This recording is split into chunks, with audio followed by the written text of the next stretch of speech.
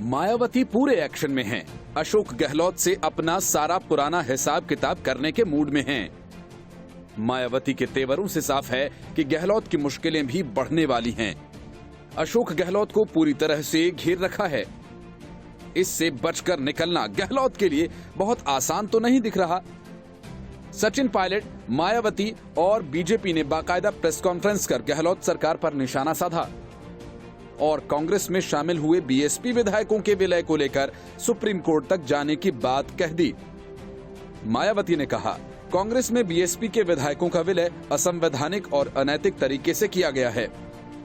मायावती ने इस संबंध में आगे कहा, राजस्थान में चुनाव परिणामों के बाद बीएसपी ने कांग्रेस को अपने सभी 6 विधायकों का साथ बिना शर्त समर्थन दिया।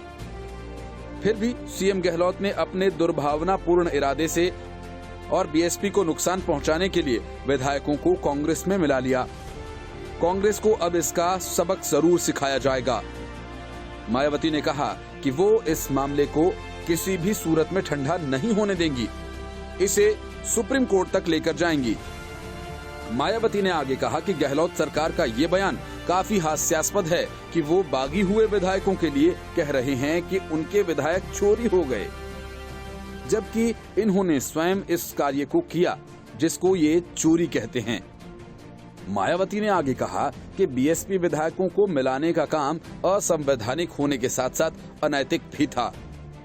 अनैतिक इस लिहाज से भी है क्योंकि जनता ने कांग्रेस प्रत्याशी को हराते हुए बीएसपी को वोट दिया था।